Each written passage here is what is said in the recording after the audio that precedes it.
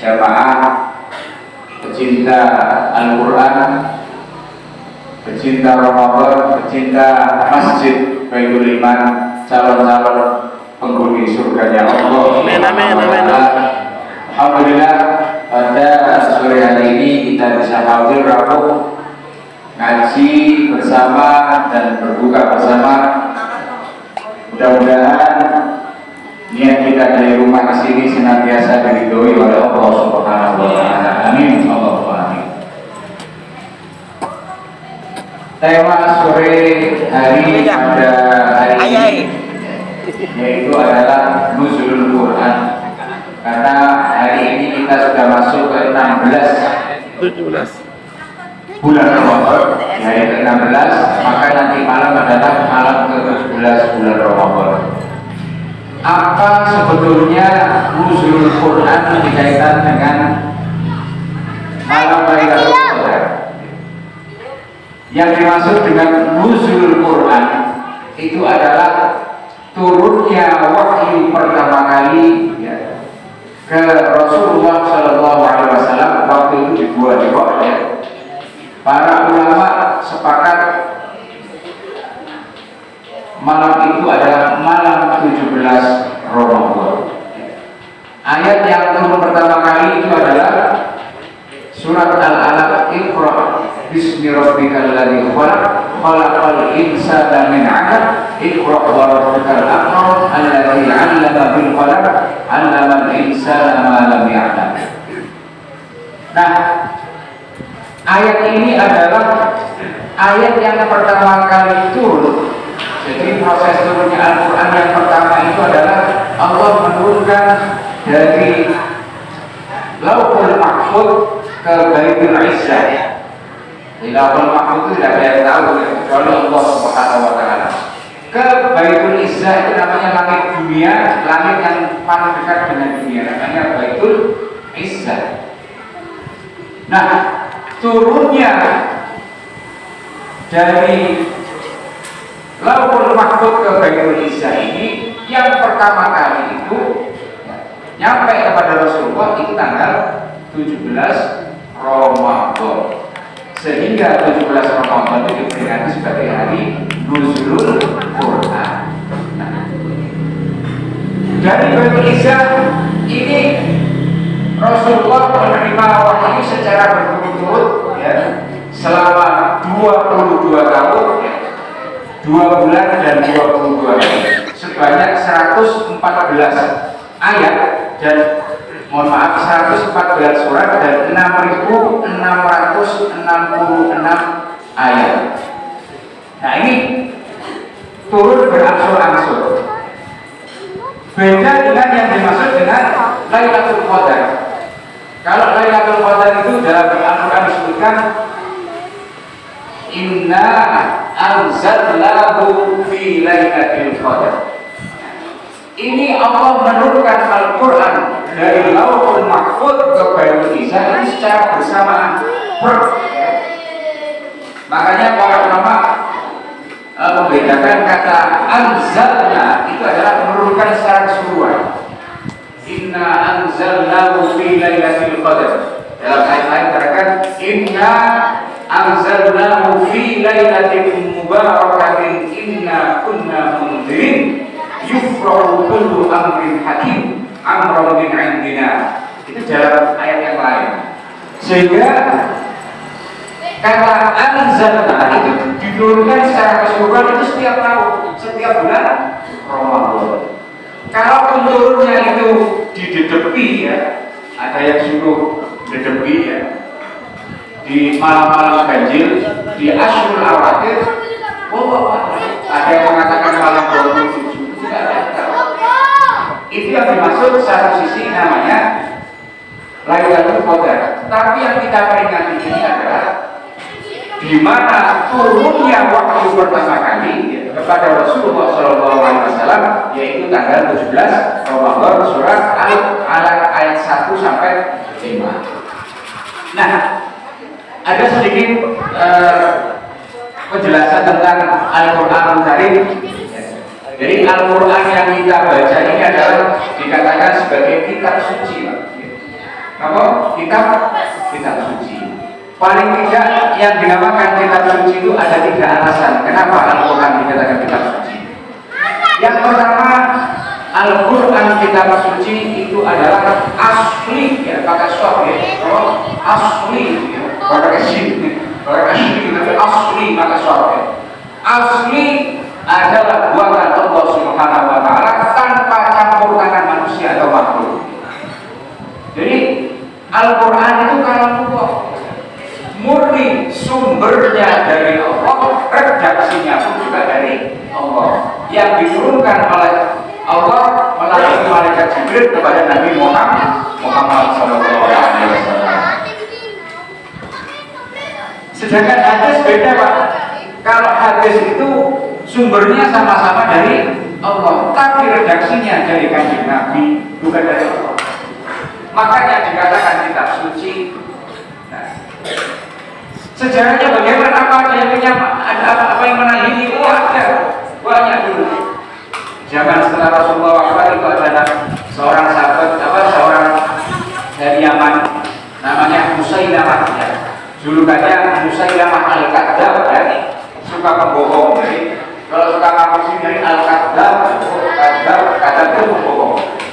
Isim fa'il dari kadzdzab itu kadzdzab, pembohong. Karena Al-Quran ini suci dari campur tangan manusia, ini ada yang menandingi Pak, ada mau istilah menciptakan kawinnya, ya. Ada menciptakan kawinnya. Nah, Musailamah Al-Kadzdzab ini meniru surat yang ada dalam Al-Quran, lalu dia mengatakan ini ada surat Al-Fil namanya, ya. Surat Al-Fil.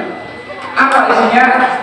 Al-Fil, Mal-Fil, wa ma adraka mal-fil, lahu khurtumin qalil, wa lahu zair. Al-Fil, tahu Al-Fil gajah, artinya gajah.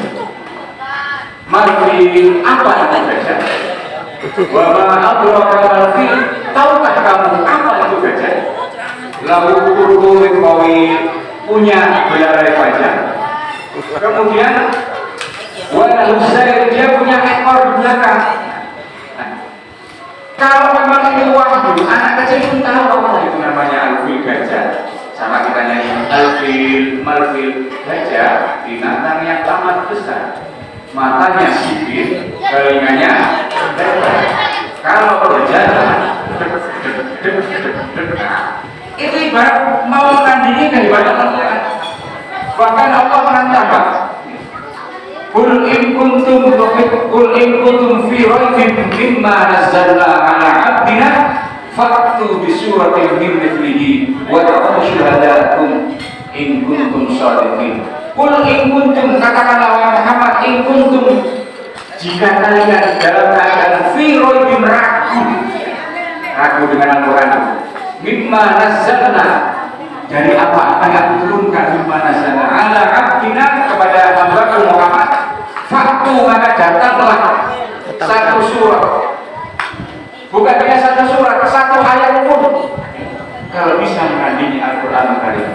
Karena ini adalah mukjizat, karena ini adalah kitab suci, maka dikatakan suci karena dia suci betul tanpa campur tangan manusia. Dan yang membaca yang jatuh pahala, pokok yang membaca, yang mendengarkan itu dapat pahala. Walaupun kita tahu kalau yang harus macam-macam, ada yang lancar, ada yang baca minat sama roti. Tahu aja sebenarnya banyak roti. Minat sama roti. Nah, ini dapat pahala. Kenapa? Pahala belajar. Apalagi ingat, coba satu huruf, ya, itu satu kebaikan dikalikan 10. Bismillahirrahmanirrahim. Ada 19 huruf kalau saya hitung dulu. Berarti 1 kali 19 dilipat gandakan 10 kali berapa? Sudah 190. Belum lagi di bulan Ramadan 700 kali. Kalau pada sampai pecah, kalau terjadi itu tidak cukup rusak, kalau terjadi itu pahala di Ramadan itu. Itu yang pertama. Jadi dikatakan kitab suci, dinamakan suci karena bebas campur tangan dari manusia dan makhluk yang lain. Karena suci murni, bahasa Madura itu pure dari Allah Subhanahu wa Ta'ala. Kemudian yang kedua, ajarannya ini tidak bertentangan dengan fitrah manusia. Ajaran Al-Quran tidak bertentangan dengan fitrah manusia. Contohnya, panjenengan yang laki-laki itu pasti punya perasaan suka dengan perempuan. Ini begitu. Ibu-ibu, seorang perempuan pasti punya perasaan suka kepada laki-laki. Menurut nomornya, sinten sing remen kali sesama perempuan, angkat tangan. Nah, karena Al-Quran tahu laki-laki dan perempuan sama-sama suka, maka diresmikannya lewat nikah. Al-Quran memerintahkan untuk nikah. Bulan Ramadan, misalkan kita sedang berpuasa. Bulan Ramadan itu tidak boleh makan, tidak boleh minum, bahkan tidak boleh berhubungan suami istri dari subuh sampai maghrib. Nah, puasa-puasa orang terdahulu itu tidak boleh makan dan minum dan berhubungan suami istri sampai 40 hari. Kalau Yahudi suami itu dalam sejarahnya, panjenengan misalkan puasa gak boleh gak makan. Oke, setelah makan, setelah ini makan, kemudian tidak boleh berhubungan suami istri sampai besoknya selama 30 hari. Ya enggak sih kita teman-teman panas sih. 30 hari, 40 hari itu. Tapi Al-Quran kasih solusi. Uhillat lakum lailatal siyami ar-rafatu ila nisaikum. Dihalalkan olehmu lailatul siyami pada malam hari ar-rafatu berhubungan suami istri ya. Ila nisaikum kepada perempuan kalian. Ajarannya sesuai dengan fitrah manusia dan manusia mampu untuk menjalankannya. Dan yang terakhir Nasrul Fadlin adalah Al-Quran dikatakan kitab suci karena antara ayat perintah satu dengan perintah yang lainnya itu saling mendukung, tidak bertentangan. Satu yang bilang haram, satu yang bilang halal, satu yang bilang mubah, tidak bisa. Jadi dalam ayat Al-Quran, surah Al-Quran itu satu ayat dan ayat lain itu saling berkaitan sehingga mendukung sempurnanya makna yang ada dalam Al-Quran. Tapi yang jelas itu tidak bertentangan dan sesuai dengan fitrah manusia. Mudah-mudahan ini yang bisa saya sampaikan terkait dengan peristiwa nuzul Quran ya, sehingga kita semakin yakin bahwa Al-Quran yang kita baca itu berpahala. Al-Quran yang kita baca itu menjadi sandaran hidup kita. Kita tidak melakukan itu untuk membacanya. Bahkan di antara orang yang suka sering baca Al-Quran itu dia